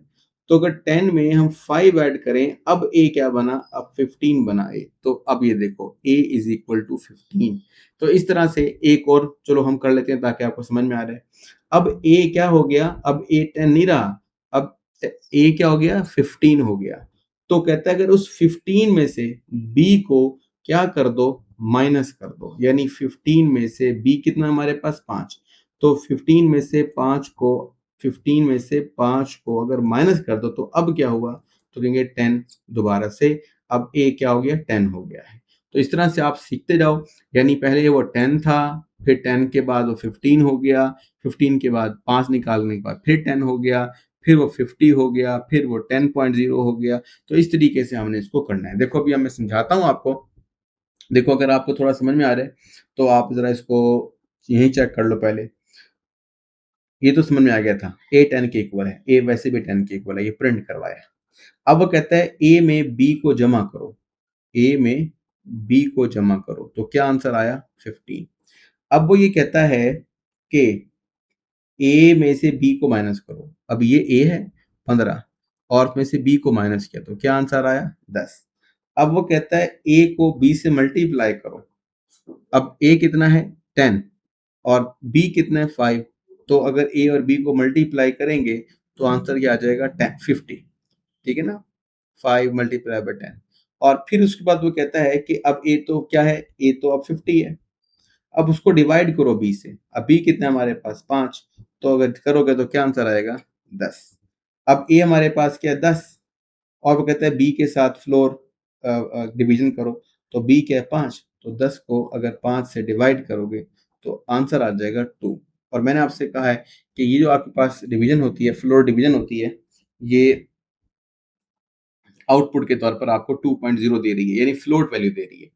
अच्छा, फिर उसके बाद आता है मॉडुलस। अब आपके पास 2 है, ए क्या आपके पास 2 है, और बी आपके पास क्या है, बी आपके पास है 5। इसको हम चेक कर लेते हैं, लेकिन इसके साथ पहले हम इसका कोड रन करके देखते हैं। और आखिर के अंदर ए की पावर बी, यानी अगर ए हमारे पास 2 है तो बी कितना है, बी हमारे पास होता है 5। यानी अगर हम 2 की पावर 5 लगाएंगे तो 2 को 5 दफ़ा आपको ऐसे लिखना चाहिए, 1 2 3 4 और ये 5। तो इसका आंसर 32 आता है। तो इस तरीके से आपके सारे के सारे एक्सप्रेशंस होंगे और उसको लिखते हैं गूगल कोलैब पर और फिर देखते हैं कि कितना सही बना। यहाँ पर हम एक और सेल लेते हैं।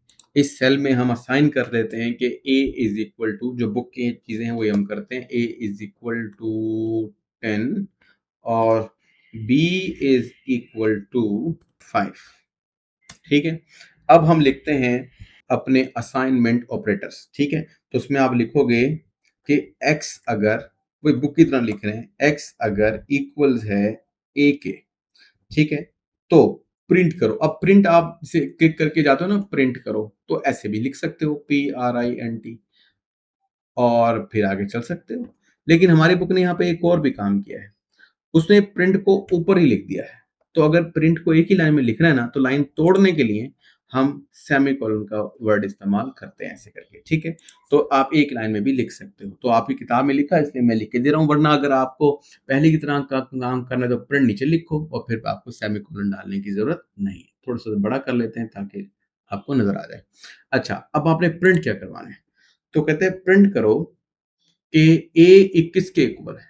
तो हम कहते हैं चलो हम स्ट्रिंग डालते हैं पहले। तो हम कहते हैं ए इक्वल्स है, किसके इक्वल है, तो हम कहते हैं जी एक्स के इक्वल है। अब इसको प्रिंट करवाते हैं एक दफा। चलो प्रिंट हम बाद में कराते हैं, अगर आप कराना चाहते हो अभी करा सकते हैं, कोई मसला नहीं है। तो ये 10 आ जाएगा, क्यों, क्योंकि ए बराबर है ए, देखो ये जो ना ये चीज तो बस यहाँ से लिखी आ रही है। ठीक है, लेकिन एक्स वैल्यू आ रही है कहाँ से, क्यों, ए से, और ए क्या है 10, तो इस तरह से लिखा गया है। तो इसका मतलब है कि एक्स को ए के बराबर या एक असाइन कर दिया गया है। लेकिन अभी हम आगे चलते हैं और अब हम लिखते हैं कि ए में अगर प्लस कर दो तो वो फिर किसके बराबर हो जाएगा। ठीक है, और प्लस क्या करना है, बी पर करना है। तो अगर हमने क्या किया, ए के अंदर जमा कर दिया बी, तो नया ए क्या होगा। तो हमारी बुक ने यहाँ पर लिखा है कि आप वही जैसे आपने लिखा है प्रिंट कर दो, जो बुक वाली है वही लिख रहा हूँ बात, A after addition, A after addition will be equals to, ये तो हमने अपनी तरफ से लिख दिया। और फिर उसके बाद आपने क्या लिखना है, उसके बाद आपने कहना है कि भाई आपने ये लिखना है ए, ये हमारा एक रह गया था जी। तो बेटा इस तरीके से आपने लिखना है। ये कलर स्कीम गलत हो जाती है ना, कि रेड हो जाता है साइन, तो आपको समझ आना चाहिए कि यहाँ गलती हो रही है। तो देखो ये हमने लिख दिया स्ट्रिंग, और स्ट्रिंग किसके बराबर होगी, ए की। अब सर ए किसके बराबर होगा, जो ए अभी हमने मालूम किया हुआ है 10। चलो अभी दोबारा से रन करते हैं। देखो वाकई A after the addition, A addition के बाद, बेशक आप लिख सकते हो A after addition of B 15 होगा। ठीक है, अब बेशक आप मजीद दोबारा आगे लिखो जो आपकी बुक के अंदर लिखा हुआ है। अब आप लिखो ए माइनस इक्वल्स टू, यानी माइनस कर दिया 20 के अंदर से। तो अब हमारे पास प्रिंट करके दो क्या चीज, बेशक प्रिंट करके दो ए ही प्रिंट करके दो, ए ही प्रिंट करके दो। लेकिन अब हम पता कैसे चलेगा आपने क्या किया है, अब ये क्या किया आपने, ए में बी माइनस किया है। तो आप लिख सकते हो समझाने के लिए A after subtraction from B equals to, ये आ गया। यानी अब अगर हमने b माइनस कर दिया a में से, a की वैल्यू कितनी है, a की वैल्यू 15, तो उसमें से अगर हम b माइनस कर देते हैं जो कि 5 होता है, जो कि 5 होता है, तो क्या होगा, ये देखो रन किया तो 10 हो गया। दोबारा से लिखो कोड। अब हमने कोड क्या करना है, बुक लिखती है आगे मल्टीप्लाई करो, वो कहती है a को मल्टीप्लाई करो, ठीक है, और फिर बताओ इक्वल्स टू b मल्टीप्लाई करना है आपने, तो इसके बाद प्रिंट करो। असल में ना ये मैंने काफ़ी जूम किया होता है आपके लिए ताकि नज़र आ जाए, तो ये सब चीज़ें जो है ना फिर कुछ ज़्यादा हो जाती हैं, नज़र आना मुश्किल हो जाता है। तो इसे घबराइएगा नहीं, आपके पास ऐसा नहीं होगा।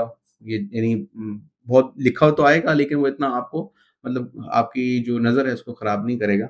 तो अब प्रिंट कर दो, प्रिंट कर दो, क्या प्रिंट करना है जी, ए प्रिंट करना है हमें। लेकिन ए कैसे प्रिंट हुआ है, तो वही वाली बात पुरानी, वो कहता है ए को मल्टीप्लाई किया बी से। अच्छा, तो आप यहाँ लिखो after A is multiplied by B. अब आप खुद बताओ ए कितना है हमारे पास? ए जी हमारे पास है 10, ठीक है ना? और बी से वो मल्टीप्लाई हो रहा है, बी क्या है हमारे पास? 5। तो जब 10 5 से मल्टीप्लाई होगा तो क्या आंसर आना चाहिए? आओ कोड चलाते हैं, 50। तो ये सही जवाब दे रहा है 50, ठीक है? ये क्लिक कर देने से नए सेल बन जाते हैं। अच्छा, अब हमारी बुक क्या लिखती है? हमारी बुक कहती है कि मल्टीप्लाई तो हमने कर लिया, अब आप करो डिवाइड। ठीक है, तो आप लिखेंगे ए। अब आप बेटा खुद ही लिखना है, ठीक है? मैं फिलहाल ज़्यादा नहीं लिख रहा हूँ, आपने खुद लिखना है, तो मुश्किल होगा तो मैं आपको बता देता हूँ। तो डिवाइड बाय बी, और उसके बाद अब क्या होने वाला है, यहाँ पे जब आता है ना, ऐसे आप क्लिक करेंगे तो बी आ जाएगा। ये जब स्पीड स्पीड से राइट करना होता है ना कोड, तो फिर ऐसे उनका सहारा लेना पड़ता है। अभी फिलहाल हम चूंकि अभी सीख ही रहे हैं, तो इसलिए हम हर चीज़ लिख कर सीख रहे हैं ताकि हमें याद भी हो जाए। तो अब प्रिंट कैसे करना है? वो कहता है ए को आपने डिवाइड किया बी से, तो आप लिखें ए तो प्रिंट करना है हमने, लेकिन कैसे प्रिंट करना है? आफ्टर डिवाइड बाय बी, तो ए क्या होगा बताओ भाई? अब ए क्या है? 50, और बी हमारे पास ऊपर वाला है 5। तो जब 50 पर 5 डिवाइड होता है तो क्या आता है? 10 जवाब आता है। आओ चेक करते हैं, चलाओ। वाकई में 10 जवाब आ गया। और ये जो आपके पास वैल्यू है डिवाइड की, ये कौन सी वैल्यू दे रहा है? फ्लोट वैल्यू दे रहा है, फ्लोट। इसके बाद हम चलते हैं फिर आगे। अब हमारी बुक क्या लिखती है? हमारी बुक लिखती है कि आपने फ्लोर डिवीजन करनी है, ठीक है? तो ये आपके पास आ गया जी, फ्लोर डिवीजन। चलिए जवाब हम ले लेते हैं एक दफा। जवाब आ गया 2, ठीक है? अब इसके बाद आपने क्या लिखना है? अब आपने लिखना है ए और परसेंटेज। ये जब स्टैट पढ़ेंगे ना आप, तो आपको ये ऑपरेटर समझ में आएंगे, ठीक है? मॉड्यूलस वगैरह। तो बहरहाल अभी मैं इस पे ज़्यादा फोकस नहीं कर रहा हूँ। हाँ जी, अब प्रिंट कर दिया आपने। चलो इसको हम रन करते हैं और देखते हैं कि क्या बना। जवाब ये आपके पास आ गया है 2। अब आपने लिखा ए, और अब आपने पावर बनाना है। किसको पावर बनाना है? बी को पावर बनाना है, ठीक है? और फिर इसके बाद आपने इसका आंसर लेना है। तो ये जी आपके पास क्या हो गया? फाइनल आंसर हो गए, ठीक है? अगर किसी को ये बेटा मॉड्यूलस का ना अगर आपको पता है तो ठीक है, नहीं तो मैं आपको सिखा देता हूँ, क्योंकि मैंने पहले भी कहा था चेक कर लेंगे इसको, क्योंकि देखना पड़ता है एग्जैक्टली क्या आ रहा है। तो उसके लिए हम अपनी बुक की तरफ चलते हैं। तो बुक हमें क्या लिख के बताती है? देखो बुक में आप ही सोचो कि जो ए है ना, ए, ये आपके पास क्या है? ये आपके पास है ये वाला 2, ठीक है? और जो बी आपके पास है ना, वो क्या है? वो तो शुरू से चल रहा है 5, ठीक है? तो ए मॉड्यूलस बाय 5। अब आपने एक काम करना है, आप सोच के चलो कि जो ए है ना वो 2 है, और जो बी है वो आपके पास क्या है? 5 है, और ए छोटा है बी से, या मैं अलग लिख देता हूँ, ए छोटा है बी से, ठीक है? एक बात याद रखो, अगर ऐसा हो जाए ना, ये होता है 2 को आपने अंदर रखना है, ठीक है? ये आपके पास क्या है? डिविडेंड है, और जो बी है वो आपके पास डिवाइजर है। जब ये छोटा हो ना डिवाइजर से, तो मॉड्यूलस हमेशा बराबर होता है। मॉड्यूलस की ये अलामत है परसेंटेज। तो वो कहता है ये हमेशा बराबर होता है ए के, यानी उस छोटी वैल्यू के। देखो कैसे? अब आप इसे डिवाइड करो, तो यहाँ क्या लिखना पड़ेगा? 0। ये आ जाएगा 4 2 ज़ा या 5 4 ज़ा 20, तो 0। अगर रिमाइंडर 0 हो जाए, तो मॉड्यूलस निकालने के लिए जो ओरिजिनल होता है ना, ओरिजिनल होता है ये जो आपके पास डिविडेंड है, तो इसमें से आप ये 0 माइनस कर देते हो, तो ऑटोमेटिकली 2 आंसर आता है। तो ये थोड़ा लंबी बात बन गई, बस आपने ये रूल याद कर लेना है, जो समझ में आ जाएगा। अगर ए बी से छोटा हो, ठीक है, और ए आपने कहाँ रखना है? अंदर रखना है, ठीक है? ये है डिविडेंड। तो आपका आंसर जो मॉड्यूलस होगा वो हमेशा ए के बराबर ही होगा। तो चूंकि यहाँ पे 2 था, क्या, बल्कि यहाँ समझ लें कि यहाँ पर 2 ही था ए, तो उसका मॉड्यूलस बी के साथ निकाल कर 2 आंसर आ गया। जी अगर आपको मेरी बात समझ आ गई है, ओके, नहीं आई तो कोई मसला नहीं, क्योंकि आपके बुक में अगर ये स्टैटिस्टिक्स के सवाल नहीं है मैथ के अंदर, क्योंकि मैं मैथ वाली चीज़ें मैं नहीं जानता था ज़्यादा, तो अगर वहाँ पे ये नहीं है तो यहाँ से थोड़ा समझ लिया, नहीं भी है तो कोई टेंशन नहीं, क्योंकि कोई सवाल आपसे ये नहीं करेगा। लेकिन कंप्यूटर की लैंग्वेज में ये एक आसान सा ऑपरेटर था, तो आपने याद कर लेना है, ठीक है बेटा? तो इस तरह से ये हिस्सा तो हो गया आपका मुकम्मल। फिर उसके बाद आखिर में आपके पास आते हैं लॉजिकल ऑपरेटर। ये बड़े मज़ेदार ऑपरेटर्स होते हैं। तो लॉजिकल ऑपरेटर क्या होते हैं, इसको ज़रा डिफाइन कर लेते हैं। इनकी डेफिनेशन कुछ इस तरीके से है। Logical operators are used to combine multiple conditions, कई कंडीशंस को इकट्ठा कर लेते हैं एक ही एक्सप्रेशन के अंदर। The most common logical operators are, अब 3 किस्म के ऑपरेटर हैं, एंड, और नॉट। ठीक है, ये आपके पास क्या है, एंड, और नॉट, याद रखिएगा। They are use to perform logical, logical मतलब है कि अगर ऐसा है तो ऐसा कर दो, अगर ऐसा नहीं है तो ऐसा कर दो, तो इस तरह से। और इसका जवाब बूलियन में आता है, यानी ये भी ट्रू फॉल में आता है। आओ भी चेक कर लेते हैं। तो इसके अंदर लॉजिकल ऑपरेटर क्या काम करते हैं। अब लॉजिकल ऑपरेटर जैसे बताया 3 है। एक का नाम है एंड, यानी यहां पर हम कह सकते हैं कि ये एंड के बारे में बात हो रही है, या चलो मैं इसी को ही हाईलाइट करता हूँ, एंड को, यहाँ पर और यहाँ पर नॉट। तो 3 है हमारे पास ऑपरेटर हैं, तो आपने घबराना नहीं है। पहले पेपर वो एक आपको स्टेटमेंट देता है कि हम एक वैल्यू लेते हैं। कुछ वैल्यू कैसे लेते हैं, वैल्यू उसने यहाँ पर दी है। आप x की वैल्यू ट्रू रख दी है और y की वैल्यू फॉल्स रख दी है। x की वैल्यू ट्रू रखती है और y की वैल्यू फॉल्स रखती है।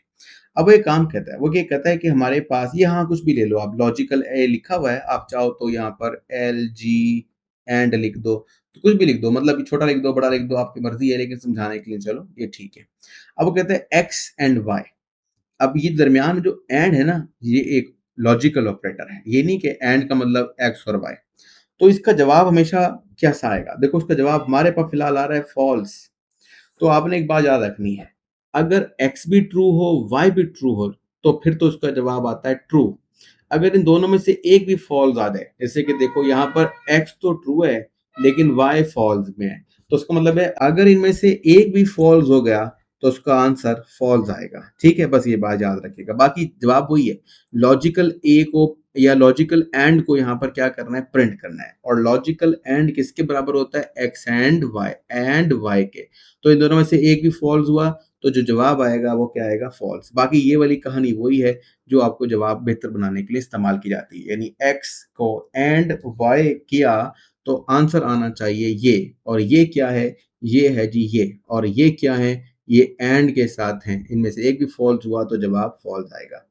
अच्छा, अब और को याद कर लो, या ये, इसका जवाब आता है ट्रू।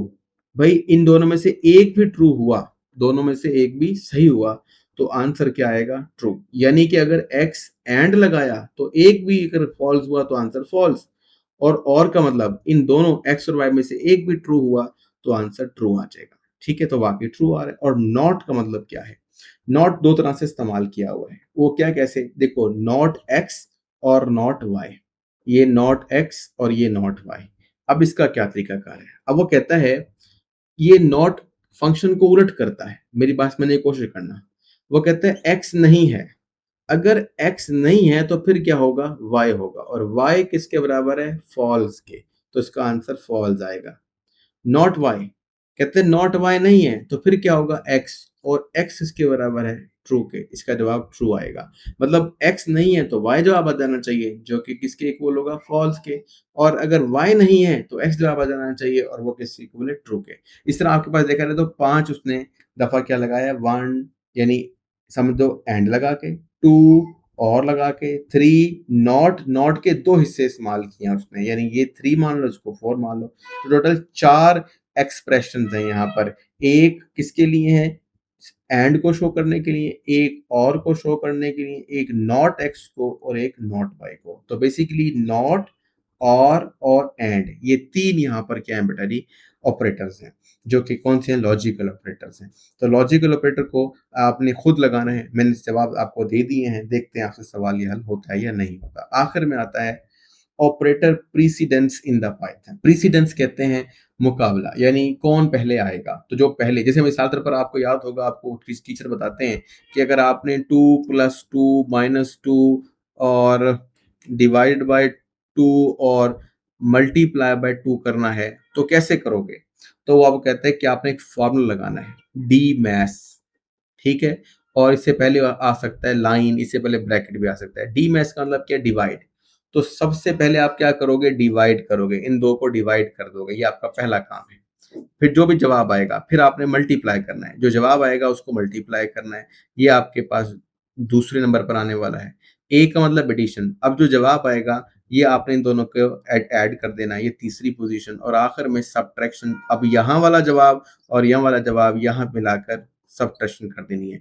ये आपको पहले से आता होगा, लेकिन मैंने समझाया कि डिवाइड पहले करना है, फिर मल्टीप्लाई करना है, फिर एडिशन करनी है, फिर सब्ट्रैक्शन करनी है, और ये सब कुछ किसके तरतीब के साथ है, इसी को प्रीसिडेंस बोलते हैं। और अगर इससे पहले ब्रैकेट लग गया है, ठीक है, या लाइन आ गई है, तो वो आपके पास और ही पहले करना है। तो यही चीज़ प्रीसिडेंस को शो करती है। अब यहाँ पर कुछ एमसीक्यूज आ रहे हैं, ये आपने अच्छी तरीके से बेटा करने हैं। देखो तरतीब किस तरह से है, तरतीब ऐसी है कि सबसे पहले आपने पैरेंथेसिस ब्रैकेट को हल करना, उसके बाद वो लिखता है, इसके बाद एक्सपोनेंशिएशन। अगर कोई पावर आ गई है, पावर की अलामत ये थी हमारे पास, ये थोड़ा सा बड़ा करके बना देता हूँ, यानी कि मल्टीप्लाई तो यहाँ पे लिखा नहीं था, ऐसे करके लिखा था, तो डबल स्टेरिक आ जाए तो ये आपके पास फिर पहले होगी। जैसे सपोज करो कि अगर वो आपसे कुछ पूछ रहा है, इसका क्या मतलब है, 3 + 2 पहले करोगे और फिर 4 से मल्टीप्लाई कर दोगे, तो 3 to 5 + 4 = 20, और इसमें पहले इसकी प्रेसिडेंस है, ठीक है, एडिशन बाद में है। तो फिर आपने क्या करना है, पहले 2 को 3 टाइम्स लेना है, ठीक है, ये हमारे पास यहाँ जवाब गलत है लेकिन बुक में ठीक है, 18 इसका आंसर आएगा, निकालो और देखो। और इसी तरीके से अगर मल्टीप्लिकेशन, डिवीजन एंड मॉड्यूलस आ रहा है, तो उनकी सेम इंपॉर्टेंस है, और एडिशन और सब्ट्रैक्शन की भी सेम इंपॉर्टेंस है, लेकिन ऊपर वालों से ये बाद में आएंगे। और फिर उसके बाद आखिर में आता है हमारे पास एक, यानी अगर आप एक एग्जाम्पल परफॉर्म करो, तो एग्जाम्पल आप करके देख लो, आपको चला समझ में आ जाएगा। तो यहाँ पर पेन वो कहता है अरिथमेटिक ऑपरेटर्स हैं, आपके पास ये एक वैल्यू आ गई, ठीक है।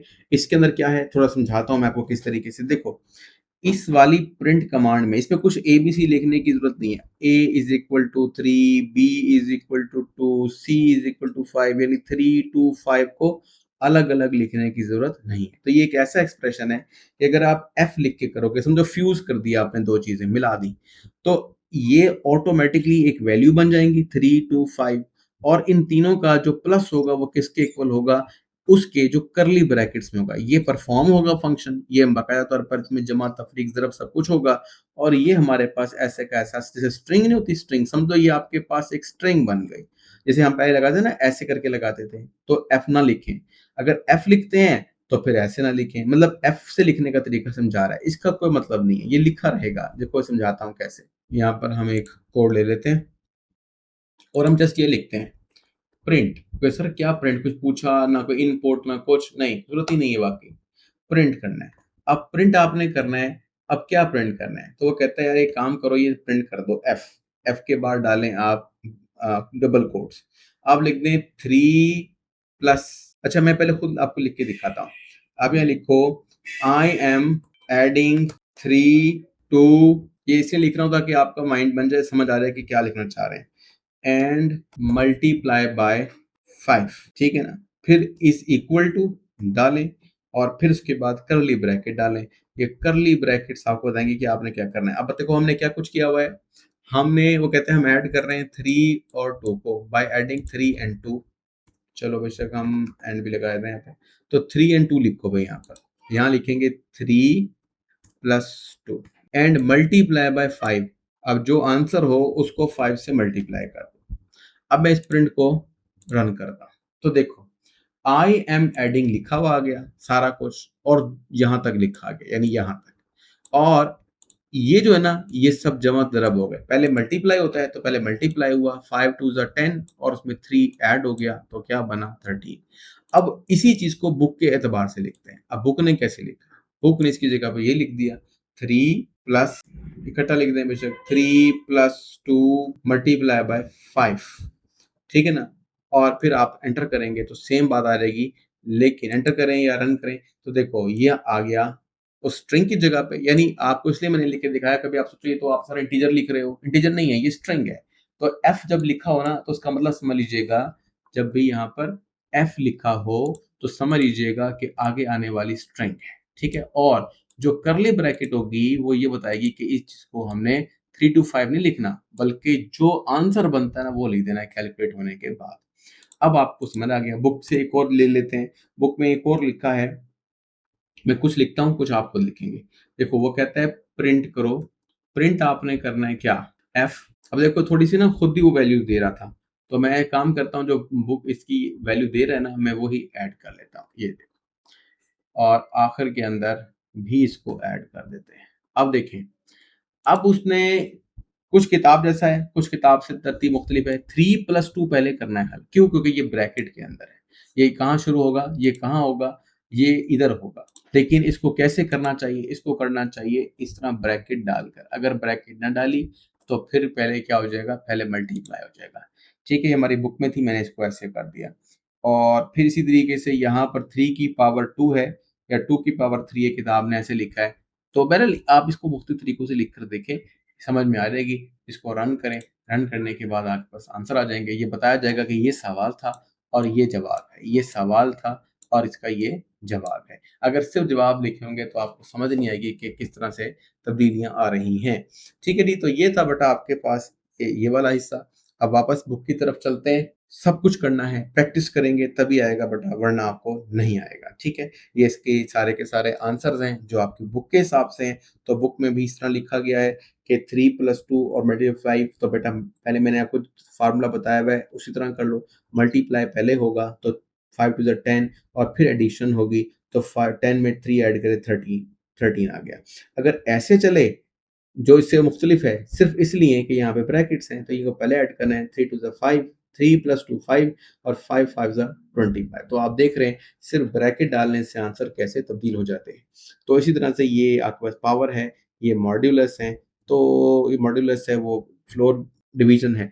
तो ये कोई मुश्किल नहीं रहेगा। अब वो कहता है in Python F before string is used for string interpolation, यानी कि एक स्ट्रिंग को एम्बेड करना।